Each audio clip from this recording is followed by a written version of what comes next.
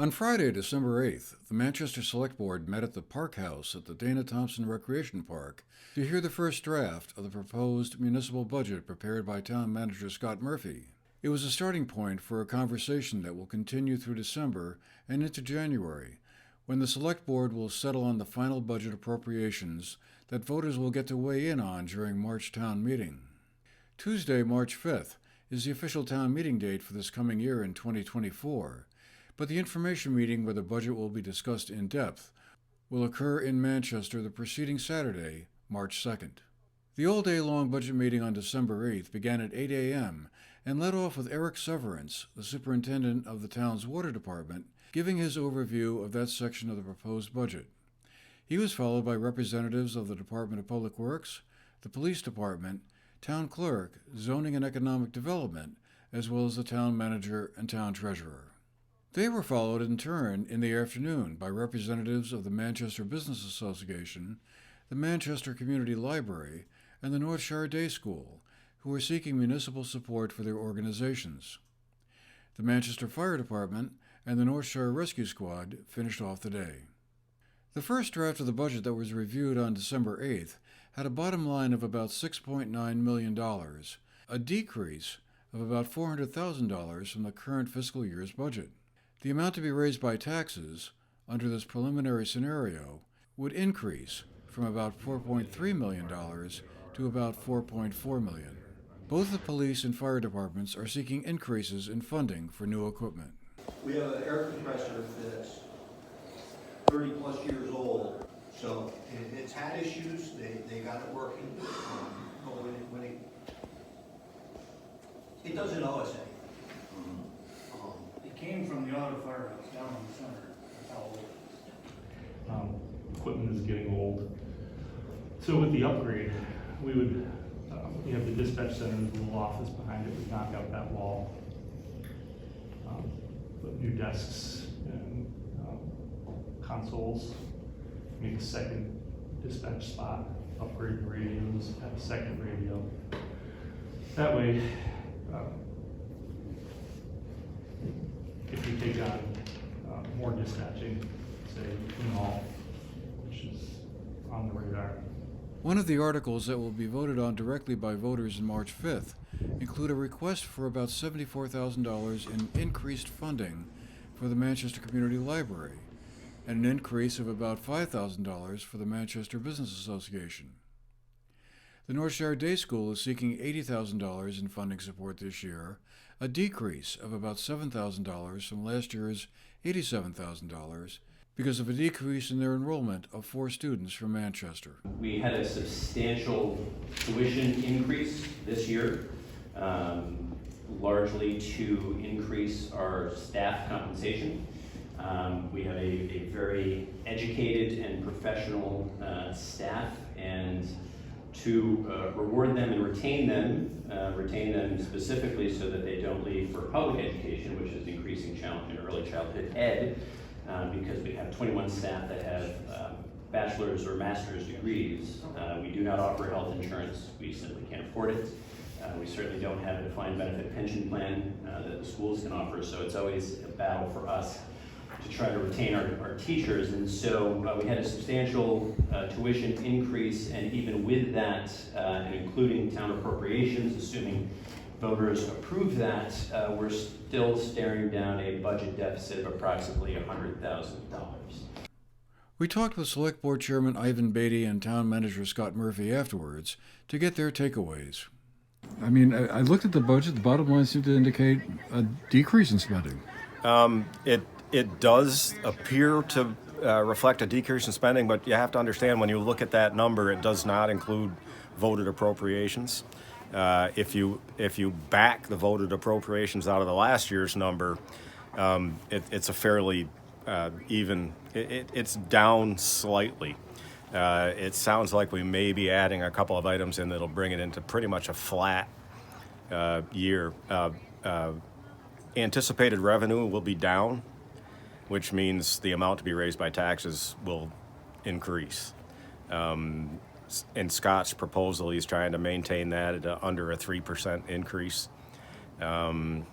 but the numbers that he's put together don't reflect voted appropriations, so that it may be something slightly over 3% unless something changes in the budget. As far as the budget itself, I'm very pleased with the format. I think it's easier to follow. I think if anybody picks up the budget and looks at it, they'll have a better understanding of which departments are using what dollars and how it all reads. And I think Scott did an excellent job in refining the numbers and boiling things down and getting it to something that we can digest and work with.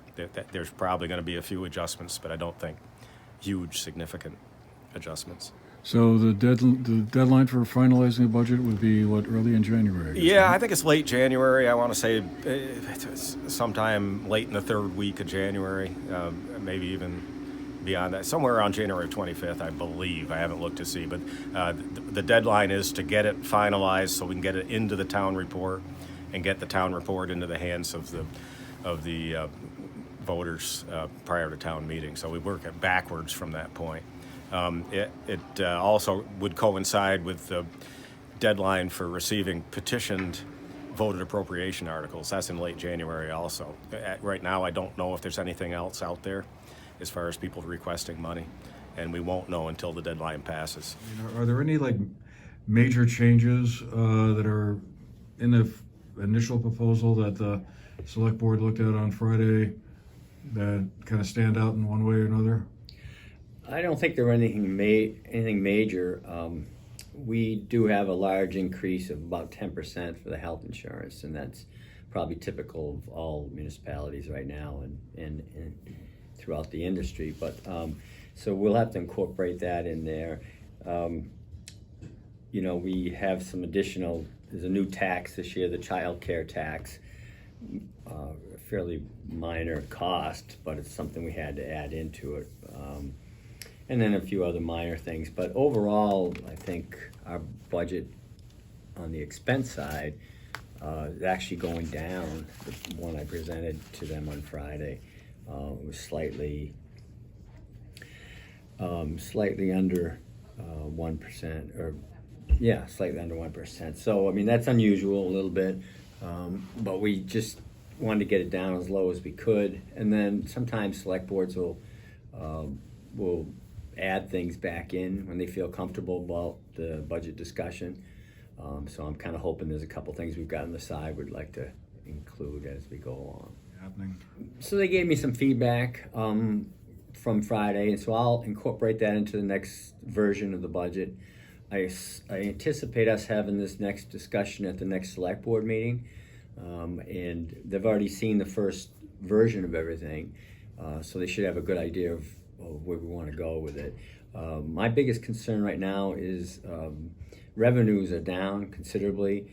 I think it was like 17%. The revenue's down. Now, we have very little control over the revenue side, and that's another reason why I kept the expenses as low as we could. But you add the appropriations in, and that could drive the overall tax rate up considerably. Biggest concern right now is a large increase that the library is looking for. The library is certainly a wonderful organization, has done tremendous things for the town, is a great asset. And we heard a great presentation from the librarian the other day. But that's a substantial increase that they're asking for. I think it's 25%, which is almost $74,000, which is very considerable. When you add all the appropriations together, they're the largest, and they're seeking the largest increase too. So on the revenue side, where are things falling off? Is that the local option tax area, or is it property No, taxes? actually, local option tax is still very strong. So we have actually bumped that up a little bit in the budget.